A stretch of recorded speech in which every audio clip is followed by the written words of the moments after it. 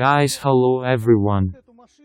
Today I want to show you and tell you about this beautiful Sherp.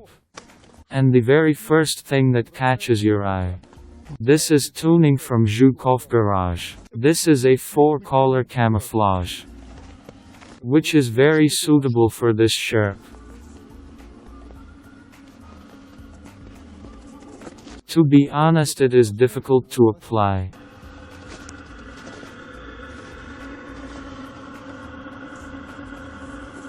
So, what we see here is side light.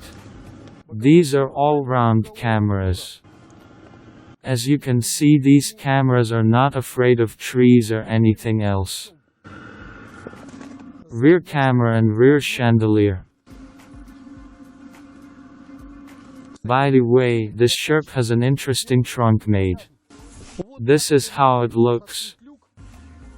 Here is a solid sheet, not like our grid. Here is a solid sheet. Slotted aluminum sheet, which is quite convenient and proved to be good in practice. A pump is also installed. Side windows on Kun has a high insert. That's how much higher than ours. Kun is the same but higher. That is, in size, this Sherp will be taller. Well, I don't know if it's good or bad. Good to those who are tall. And the owner of this Sherp is quite tall, so he wanted a tall car. Guys, look here, the roof is raised by 7 centimeters. That is, this windshield frame is even larger than in standard all-terrain vehicle, even if it has a raised roof. This is a Sherp for tall people. This frame is raised. A heated windshield is installed. Heated glass is quite convenient when you spend the night in a Sherpa in winter. In extreme cold, say at -20 degrees. When you spend the night at -20 degrees, a lot of condensation collects on this glass from the inside, which sometimes grows as thick as a finger there. All the moisture you breathe sticks here. And in the morning when you start up, you need to either drive in 4 or 5 gear to heat up the diesel, or just press the glass heating button and then the condensate will fall off by itself. Otherwise, nothing can be done. The heat of the weebast from there to here is not enough and the glass stays cold. Rigid high beam chandelier installed. Low beam headlights. The fog lights in this Sherp are installed here. There is a winch. Installed handles. These handles are our idea. We were the first to make them, and that's how they appeared on cars, because it is convenient to sit on them when you catch a spinning reel or do something else. Of course, the protection is installed all over the bottom of the Sherp. Protection necessary thing checked by us. Let's go inside. What do we have inside here? Panel. The panel here is slightly modified. Unlike our mount for navigation. Also installed such handles for passengers.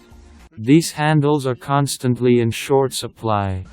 Here is a classic as for us handle. Plenty of legroom. Rear view camera. Guys, salon transformer. Fully disassembled into a solid bed. Either it is transformed into seats, or it is lowered on the sides, or it is left like this. Cargo nets are installed here. There are such slats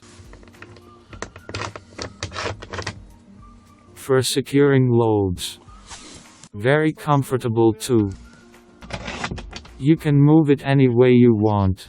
Here is a low-profile sliding sunroof. That is, it is low, slightly raised and drove off.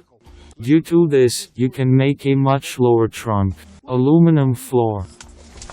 I really like this solution, when you can open the middle toolbox without taking out the side things and put what you need most often in the middle part. This is conveniently loops. Everything is soundproofed. There is also an oil bath for the central chain and a reinforced shaft on the gearbox. That is, the car has already been modified from the Jukoff garage. I think these are the most important improvements that can be made first. Everything else you need, you can do in the future. By the way, look at the molly attachment system. Here it is installed on top, which is very convenient.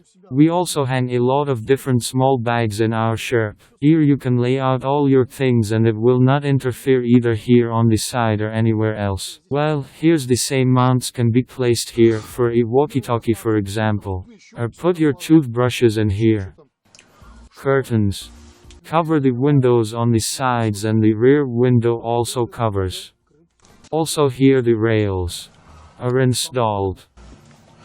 We have this roll performed by chains. And here it is done with rails. The floors are aluminum grain. I haven't traveled with such floors, so it's not clear yet. I don't know if this is good or bad. As for me, the tree will be warmer, but in general we put a rug here and use it. Here is such an interesting Sherp. Look here, what a huge shelf. It turned out right here. Hefty shelf. There is a battery decoupling device for separate power supply from the batteries. There are installed batteries LiFePo from Vista Battery. What they are good about, so that you can charge the battery completely. Here it is worth, say, 120 amperes for 2 hours.